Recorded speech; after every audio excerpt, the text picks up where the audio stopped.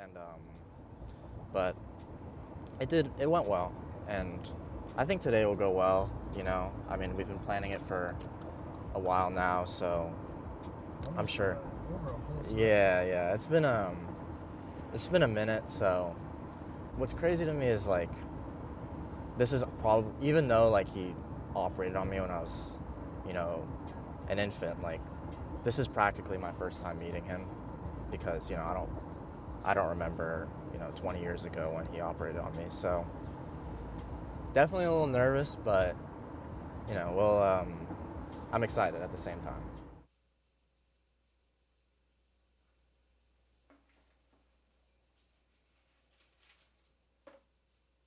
So we didn't know before you were born that there were any problems with your heart. We came home and had a wonderful week at home with you. It was after about 5 or 6 days that mom was noticing that you were breathing kind of fast, especially when you ate. At that time, Daddy went ahead and put a stethoscope on you, and he immediately said, this is not a normal heart exam. She was right. You were breathing really fast, like over 80 breaths in a minute.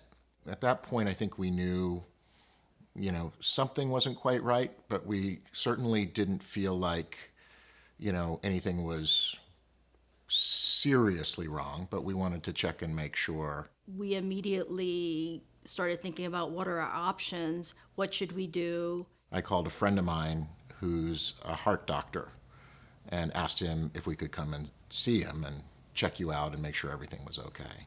He hooked you up to an echo to look at your heart. And that's when things kind of changed. He got kind of quiet. And he spent quite a bit of time looking at the echocardiogram at your heart. And then he actually excused himself for a bit and left the room. And I think that's when mom and I started to get a little bit scared, like something wasn't quite right. He came back in with a colleague, and the two of them looked together. Before even telling us, he said, you're probably going to want to sit down. And he told us that you had a condition called tricuspid atresia, and that the right side of your heart hadn't developed normally. I'm gonna make the ball fly.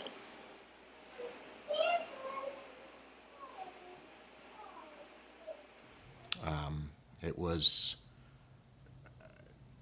devastating news to hear. We were pretty instantly knocked into a level of grief and fear. I remember very clearly it was like a shotgun. Every single diagnosis: tricuspid atresia, septal defects, coarctation, all these things. It all was just like being mowed down emotionally with a shotgun, and it was just, we're dumbfounded. What did this mean for you, and what could we do to help? At that point, he talked to us about kind of what the options were, and I'll never forget it. I'm very grateful to him. He said, I have an amazing surgeon here. I have somebody that, he's a fantastic surgeon. He would do an amazing job. But there's one doctor, if this were my kid, there's one doctor that I would take my kid to, and it's Dr. Starnes, and I called him already, and he's waiting for you. Hello. How are you? Good, how are you? I'm great.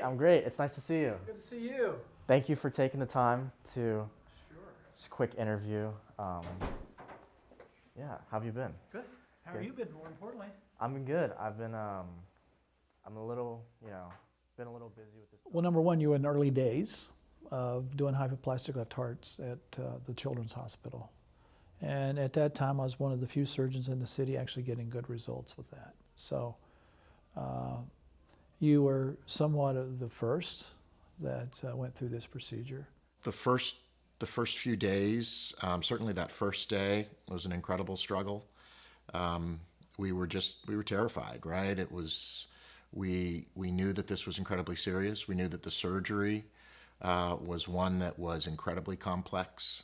That's a pretty scary procedure for your parents because I tell them that I'm going to put you on the heart-lung machine and I'm going to stop your circulation after I cool you down such that there's no metabolism occurring. You'll be very cold. And then you'll be a period of about 35 to 40 minutes where there's no circulation. So it's like suspended animation.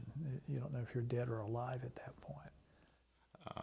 We knew that, we could lose you, during surgery or after surgery or at any point. This was a big deal. There's a point at which we're with you in the pre-op area, and then there's a point at which we have to hand you over to them.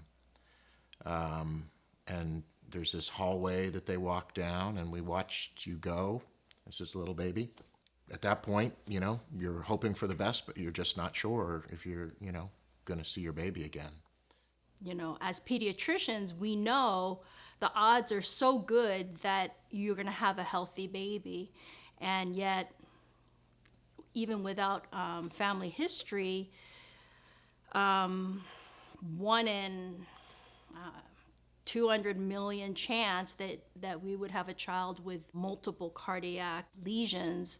And we'd sit there and look at all these other healthy babies with these big fat cheeks and parents who, in our eyes, we felt like they don't even, do they even know how fortunate they are that their baby doesn't have, a serious medical condition. So it was unexpected for us. It was a lot for us to deal with. Well, basic at the end of the day, you don't have a pump pumping blood to your lungs, and the pump you do have pumps blood to your body. But when you have a circuit like yours and low resistance, good circulation, it works for you, works well.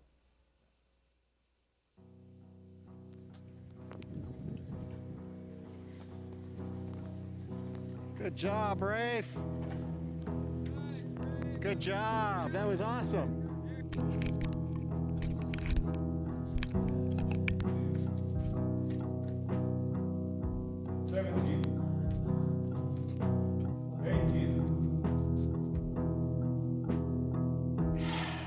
I don't think Dr. Starnes will ever know how grateful we are. That's impossible to adequately communicate. Even now, we're so grateful every time we see how great you're doing. You and your sister.